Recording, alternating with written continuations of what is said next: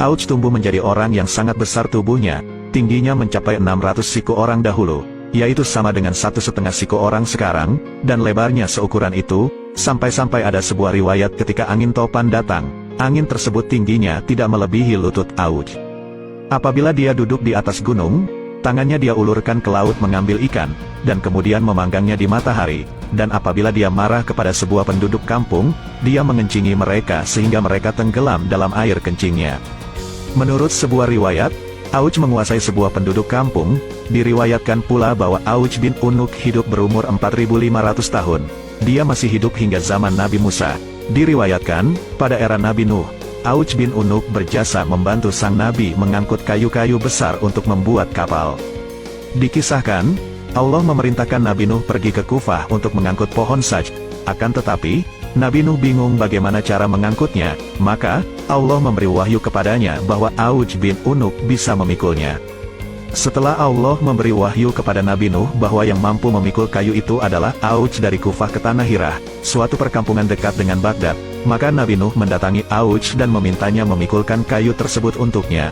Auj berkata, "Aku tidak akan memikulnya kecuali engkau mengenyangkanku dengan roti."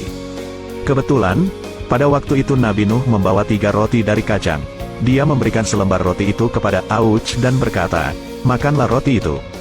Melihat itu, Auj pun tertawa dan berkata, "Seandainya roti ini sebesar gunung itu, ia tidak akan membuatku kenyang, apalagi roti ini hanya selembar."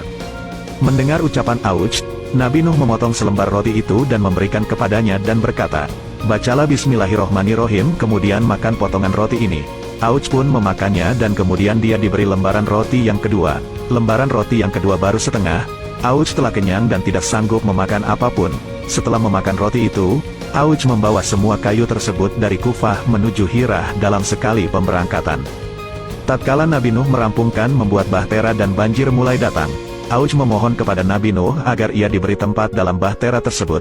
Akan tetapi Nabi Nuh menolak keinginannya itu. Saat banjir melanda seluruh dunia, tinggi air tidak mencapai lutut Auj bin Unuk. Auj pun hidup hingga masa Nabi Musa. Auj membenci Musa dan ingin membunuhnya. Dia menghampiri tentara Musa untuk mengetahui jumlah mereka. Dia mendapatkan mereka hanya kumpulan orang dalam 1 farsah. Lalu dia pergi ke sebuah gunung dan kemudian mencabut gunung itu dari bumi.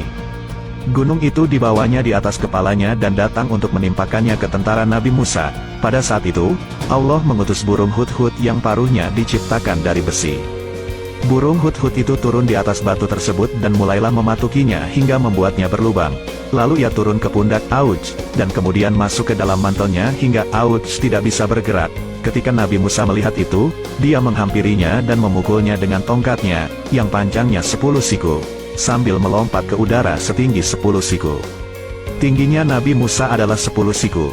Jadi, pukulannya ke betis Auj pun tidak sampai. Akan tetapi, setelah Musa memukulnya, Auj tersungkur dan kemudian meninggal serta terlempar di lapangan kosong seperti gunung yang besar. Diriwayatkan bahwa di negeri Tartares, ada sungai yang bernama Attai. Di sana terdapat jembatan lengkung yang besar. Konon, jembatan tersebut berasal dari tulang Auj bin Unuk dan merupakan salah satu dari keajaiban dunia.